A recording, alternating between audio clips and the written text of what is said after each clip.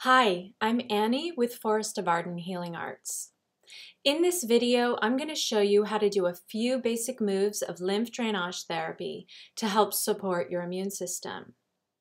The immune system functions partly by delivering cells that fight pathogens to the entire body via lymph fluid, which travels through lymphatic vessels and lymph nodes.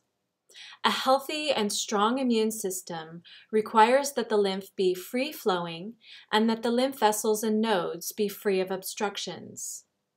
Lymph drainage therapy, a style of bodywork developed by Chikly, is a useful technique for freeing up the flow of lymph and for unblocking lymph vessels and lymph nodes. This style of work is performed by skilled lymphatic drainage practitioners. However, not everyone has access to a practitioner, and at certain times, for example now, during the COVID-19 quarantine and isolation, one can learn to do some of the lymph drainage techniques as a self-care and prevention practice. I'm going to show you 4 basic lymph drainage moves that you can do on yourself.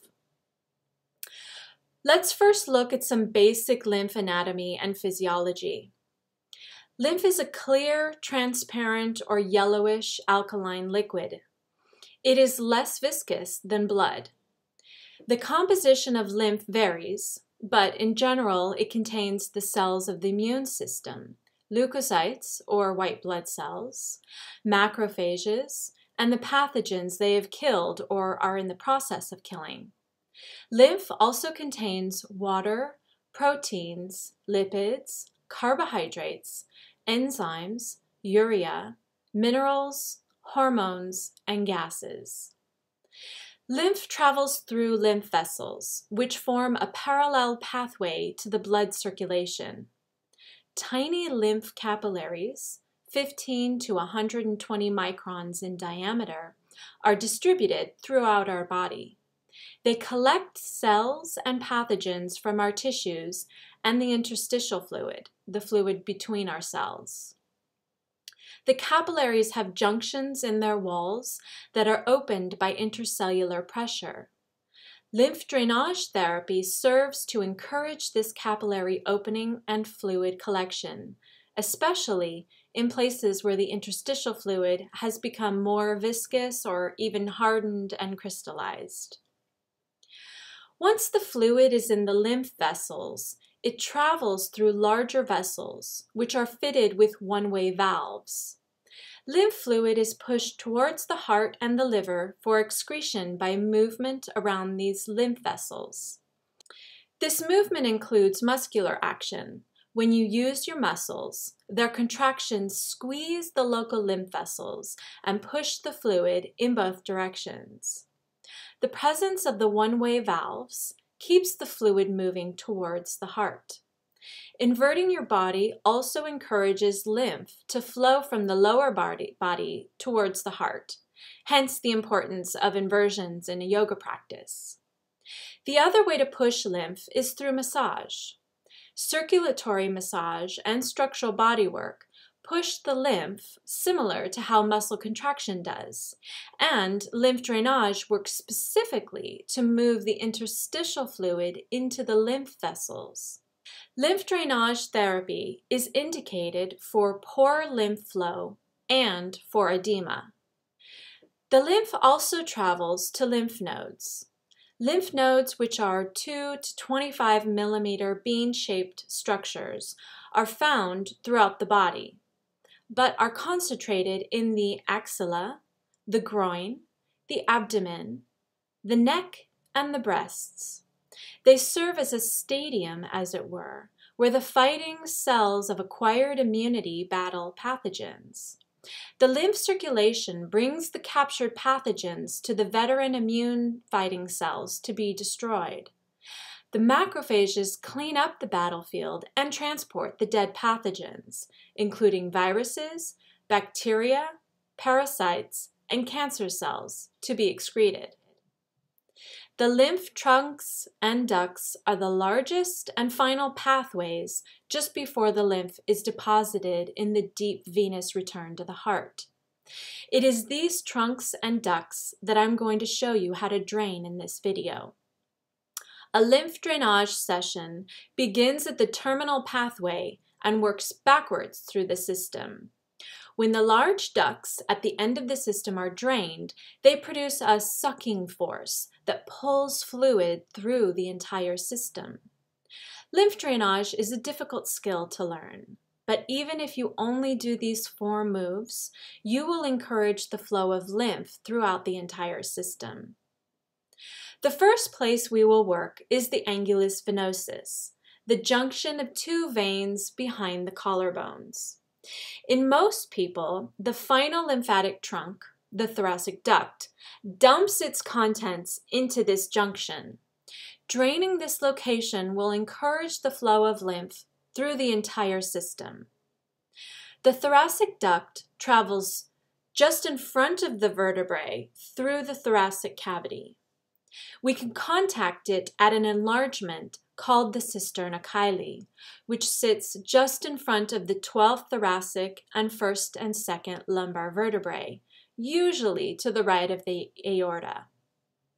It is a nexus of vessels that merge into the thoracic duct. After we work the cisterna chyli, then we work the top of the deep lymph chain. Then we work on 2 branches just below. Before I show you where to do the moves, let me say a little about how to do the moves. Lymph flow is a very subtle and gentle rhythm. To feel it requires a great deal of practice and concentration. It requires a quiet, meditative state. The effects of lymph drainage therapy seem to be paradoxical because you can create profound changes in the lymph and immune system using very subtle moves. In fact, the lighter you push, the more the fluid will move. Lymph fluid flow feels like a subtle ocean tide moving through the body. As you feel it flow through the vessels, it can sometimes feel like the receding tide pulling you along with it as it flows. To do lymph drainage, first feel the tide. And once you feel it, follow it. When you get to the end of that tidal movement, impart a very subtle push in the direction you want it to go. The tissue you are moving is fluid, so your work needs to be fluid-like. Unlike some blocked streams, you may need to help the fluid move around obstructions or go in the direction it should be flowing. If you are moving the fluid and then the movement of the fluid stops, lighten up. Always see if you can do the moves lighter. For this self-lymph drainage work, you want to lie down on either a yoga mat or an exercise mat. You want something comfortable for your head, but you don't want anything that's got too high of a lift. And you also want some sort of a roll or a pad, even a thick sofa cushion will do under your knees. You may also need 2 bricks, which I will show you how to use once I have my model. So I'm going to show you 4 separate moves for the self-lymph drainage. But before I show you the techniques, I'm going to show you a self-palpation of the lymphatic system exercise. So what you're going to do is you're going to place your hands somewhere on your upper chest, maybe a little bit higher than that. And the first thing you're going to palpate is your respiratory rhythm. So you're going to increase your inhalation and exhalation and simply feel what that rhythm feels like in your hands.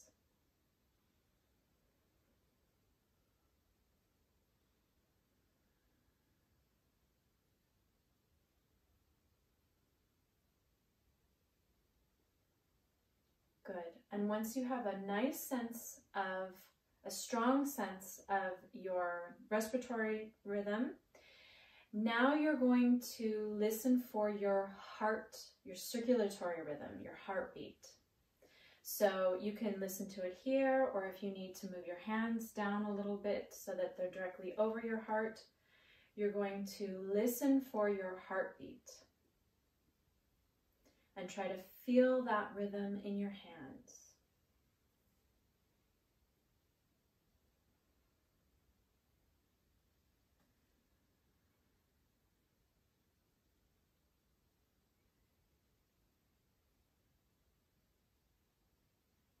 And then let me know once you felt that. Yes? You have a good sense of that? Okay. Now, I want you to feel your the rhythm of your breathing and the rhythm of your heartbeat at the same time.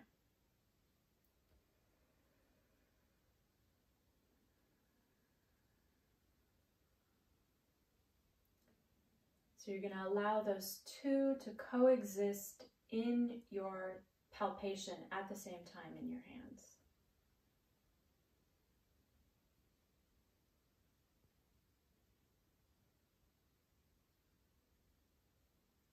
And then let me know when you have a good sense of that.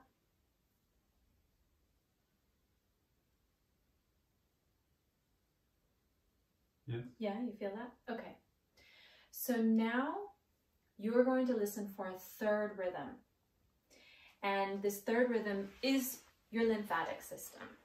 And this third rhythm is going to feel like a larger, yet more subtle, more in the background, full body wave.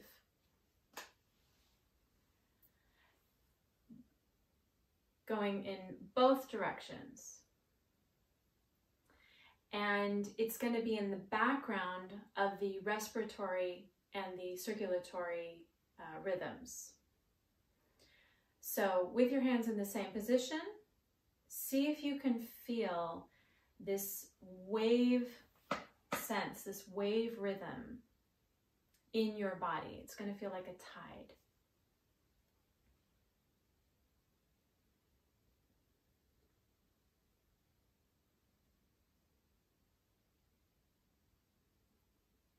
Yes, Yeah. I feel it. Okay.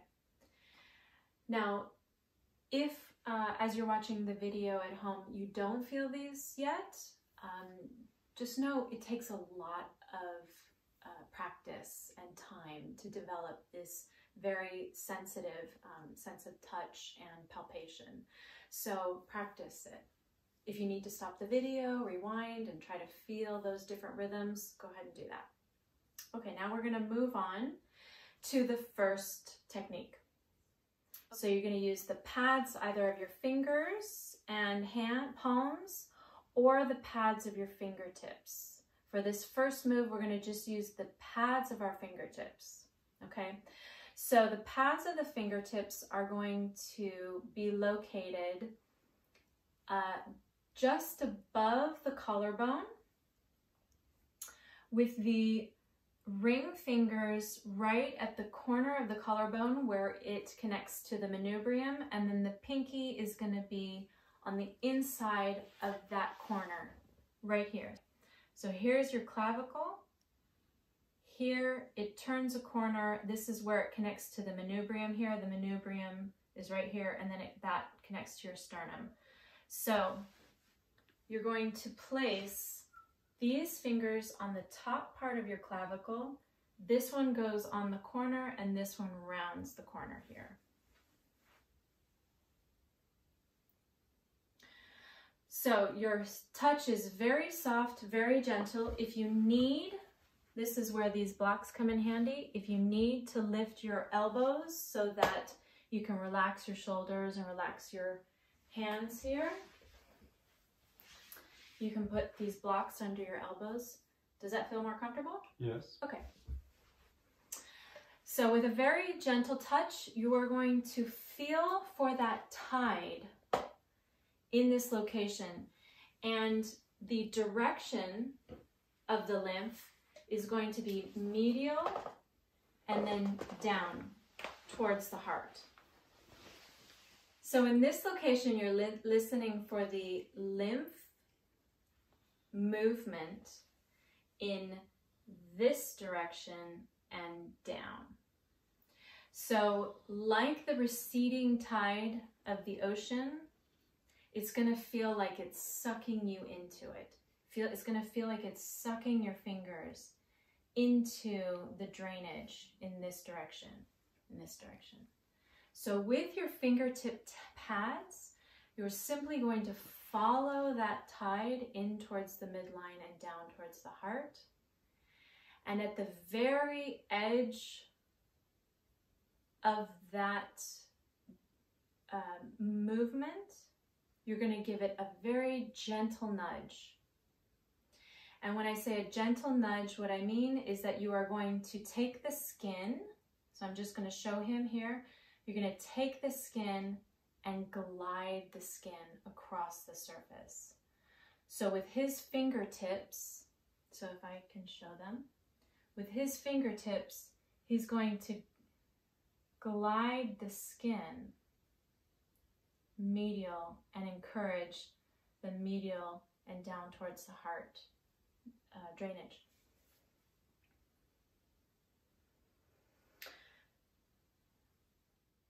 If you increase your breath, that will encourage the lymph flow in this area. Some people ask, how many times should you do it? There's really no set formula because different people's lymph flows more freely or is more stuck and may require fewer or more encouragements of that flow.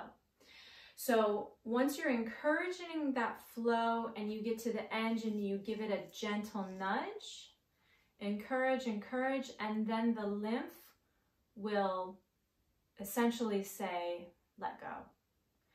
And so you don't pop your hands off, you let go of the encouraged nudge and return back to neutral. And hold it there, wait there, until the lymph comes back into that pulling you into the tide, that tractioning you in towards the tide. And then you repeat the same drainage technique. You're going to, with the finger pads, follow that tide coming in towards the midline, and then at the very end, give it a gentle nudge simply by gliding the skin across that edge.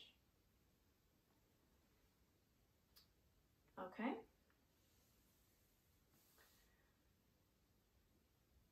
Right. Yep. Now for the next move, you are going to drain something called the cisterna-chyli. Now the way to find that is you are going to map midway between the belly button and on the right side of the rib cage where it turns here, about midway, you're going to palpate in here. So you're going to try to use as flat of a surface on the palm of your hand into the fingers as possible. And so you are going to place this flat palm and hand halfway between the belly button and this curve here of the right side of the rib cage, right about here. Okay, so as much as you can in here. You don't want to press deeply or hard in this area right here. That's the only precaution. So you can use this block or not, whatever feels more comfortable. And then to add some pressure, you can, Leander. Oh no. So then once your hand is placed here, you're going to use the other hand to add some pressure because you're going to need to feel through the intestinal organs to a deep lymph chain that is right in front of your spine. So you're going to gently and with as flat of a surface as possible, with your breath, follow in deep into the belly until you feel a very slippery channel, and it's going to go in this direction like this. So you're going to use your other hand to add some pressure to gently press through the organs, and you are going to look for a slippery fluid through a tube going in this direction. And once you find that slippery tube-like sensation, you're going to gently encourage this flow around this slight bend and up towards the heart. Again, going with the rhythm, so allowing it to take you along the journey, and then at the very end, give it a slight nudge of encouragement. And then once you come to the end of that, then you come back to neutral with the pressure, but stay in this location. And then once the lymph rhythm comes back into this same direction, follow it in again. And at the end of that direction, give it a gentle nudge up towards the heart.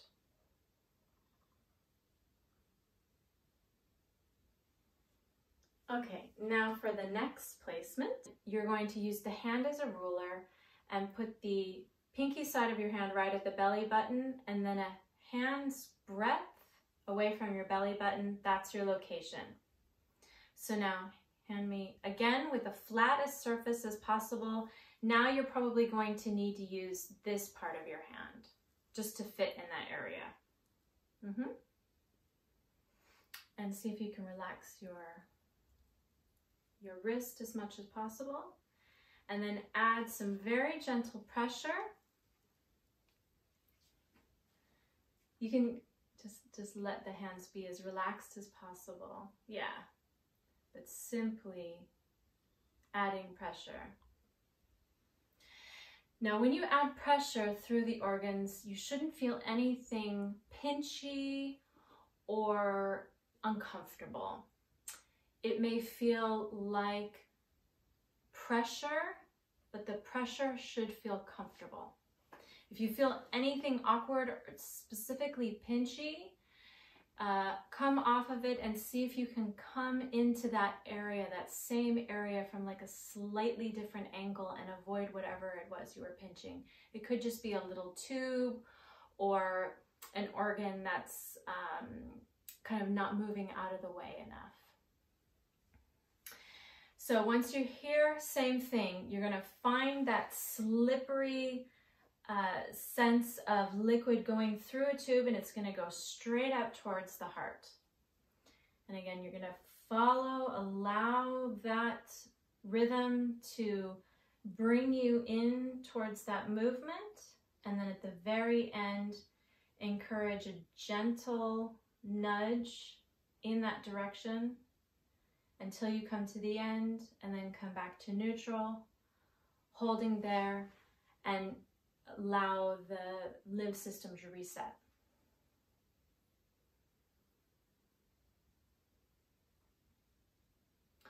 So with all of these moves, you are going to do them until you feel a palpable change in the lymph system. You don't want to overdo it with the lymph system. So when you're doing lymph drainage, err on the side of not doing enough. You don't want to overload your system, especially when you're starting out. So for this last technique, we're going to place our hands on the inside of the dish that's created by the pelvic bones. And you want to use this part of your hands again, as flat a surface as possible. So here is the one placement, and here is the other placement. And again, you want to sink your hands deep into your belly until you feel two streams of fluid that feel like a slippery flow. And once you feel that lymph flow, you're going to gently encourage in this direction, medial and towards the heart.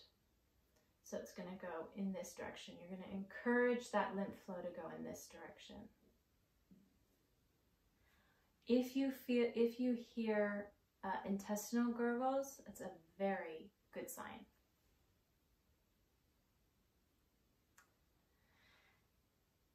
And again, you're going to allow that lymph flow to draw you into its stream. And then once you get into the end point of it, give it a gentle encouragement, a gentle nudge. And then at the very end, let go of the pressure, let go of the nudge, and return back to neutral.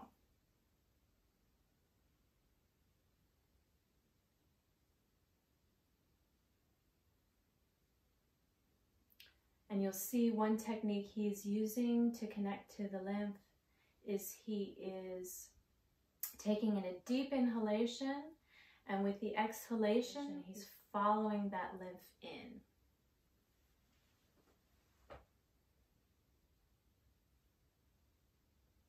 And you'll repeat this until you feel some change in the lymph fluid. At the end of that move, you're going to do rinsing techniques on each of the previous moves that I've shown you. So after this one, you're going to go back to this location right here. And when I say rinse, you're going to do the same movement maybe once or twice just to make sure that the lymph is still flowing in that direction that you initially encouraged it in.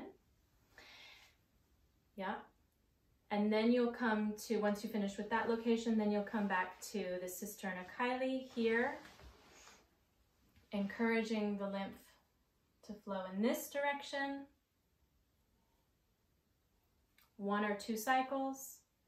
And then you'll come back to angulus venosus here at the clavicle and do some last rounds of this lymph drainage in here. 1, 2, maybe 3 cycles in here. And then you're done with the self-lymph drainage.